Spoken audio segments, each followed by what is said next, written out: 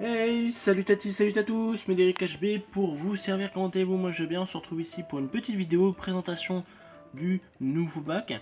Nouveau bac, oui et non, puisqu'en fait il s'agissait du 10 litres qui était ici avec l'écrevisse Camberellus Montezumae, comme ça, voilà.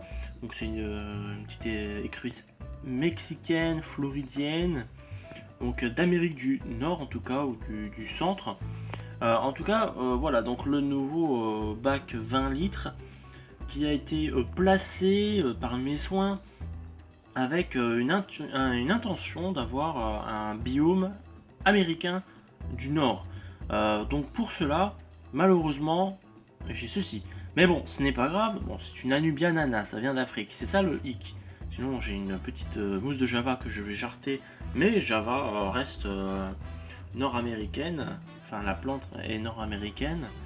Je vous avoue que je sais pas trop où est Java, mais en tout cas la plante est nord-américaine. Voilà, donc l'écrevisse est dedans, hein, elle dort encore parce que c'est le matin et j'ai allumé les lumières juste pour faire la petite vidéo. Voilà, donc c'était vraiment ambiance floride que je voulais, avec des plantes qui vont arriver. Là, il n'y a pas tout, hein. En fait, ici, il y aura deux boules d'algues, parce que je trouve ça toujours zen, c'est pas mal pour l'écrevisse, elle adorait les boules de mousse, d'algues. Sinon, à ce niveau-là, je vais mettre une Alternantea mini. Le nom, je sais plus exactement, mais voilà, c'est une qui vient d'Amérique du Nord également.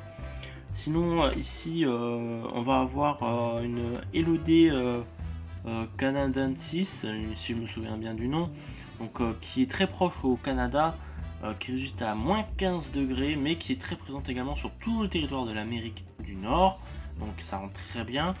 Ici, on va avoir une petite gazonnante, une Echinodorus.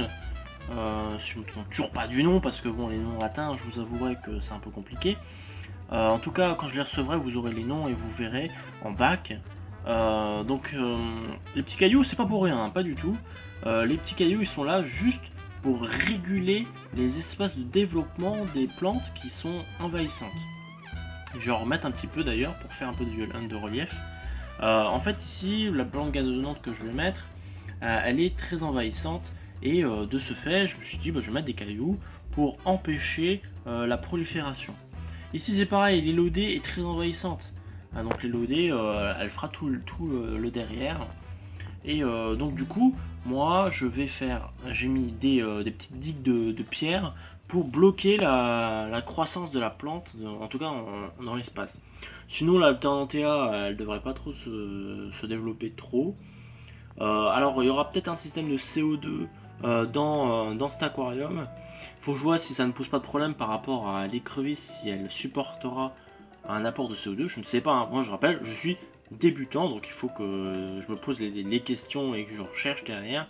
Même si j'ai beaucoup fait de recherches, accumulé pas mal de connaissances, je suis pas encore très certain de certaines choses. Donc du coup, ça je ne sais pas trop s'il n'y aura pas de problème. Normalement non. Normalement non, puisque je vois en aquascaping, beaucoup le font et ils ont des écrevisses. Donc voilà, mais je préfère vérifier parce que j'y tiens la mémère. Elle est vraiment très jolie, très sympa. On va essayer de vous faire un petit plan. Normalement, bon, elle est au fond, elle dort. Elle dort encore, voilà. Pour ceux qui se posent la question, est-ce qu'elle a pris les couleurs? Alors j'ai fait une petite vidéo, parce que je l'ai reçue transparente. J'ai fait une petite vidéo où je montrais les nouvelles couleurs 3 jours plus tard. Il faut savoir qu'aujourd'hui, ça dépend des heures de la journée, mais elle aborde des couleurs jaune, bleu ou grise. Voilà, ça dépend des heures de la journée. En tout cas, c'est pas une couleur très marquée, à part le gris bien sûr qui est très marqué, hein, forcément. En tout cas, moi, elle n'est pas extrêmement belle, elle n'est pas jaune, voilà. Mais en tout cas, son comportement fait que je l'adore vraiment. Elle est très jolie, enfin pas très jolie, mais elle est très mignonne. Quand tu t'approches, bon là elle dort un peu, donc quand tu t'approches de la vitre comme ça, elle vient voir, elle est curieuse, elle vient te voir, elle lève les pinces, genre elle te met en garde et tout. Je trouve qu'elle a un comportement excellent, très mignon, très gentil. Et donc moi je la kiffe, voilà. Donc en tout cas voilà, c'est mon petit bac 20 litres. Je vais recevoir les plantes quand je serai en vacances. une très grosse commande parce que je me mets avec un ami aquariophile enfin normalement, hein, je m'avance peut-être un peu, mais je me mets avec lui pour pour commander plein de plantes pour une batterie d'aquarium qui va recevoir. Donc lui il va en commander beaucoup par rapport à moi. Mais voilà, donc je me mets avec lui et ça sera pas mal. Pour faire une vidéo énorme.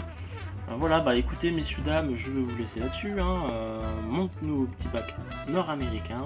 Ah oui, bah non, attendez, j'ai oublié de vous parler des espèces qui iront dedans. Ça c'est le truc le plus important et j'ai failli vous zapper la vidéo. Ah, j'ai honte de moi. Donc, vous verrez une prochaine vidéo où vous verrez ma building box avec plusieurs espèces. Et dans cette building box, il y a une espèce que je vais introduire dedans, qui est la Solène Spixie. Donc c'est un escargot que j'ai vraiment besoin en fait. C'est un escargot qui va manger les œufs de Fizz ainsi que les hydres. Les hydres, c'est une espèce de petite anémone, vraiment de quelques millimètres, 2-3 maximum.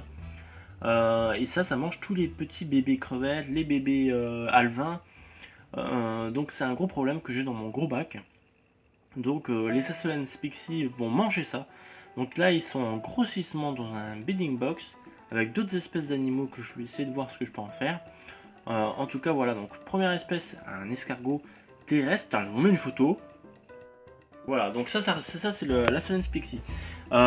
Sinon, ou Azolène. Sinon, il va y avoir une espèce de poisson. Alors ce poisson, j'ai oublié le nom mais je vous le marque ici.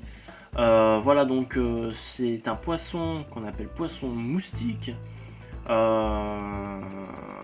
Il fait le mâle doit faire 1 cm voire 1 cm et demi, 2 cm si c'est vraiment un monstre. Et sinon la femelle fait 2 cm voire 3 cm si c'est une monstre.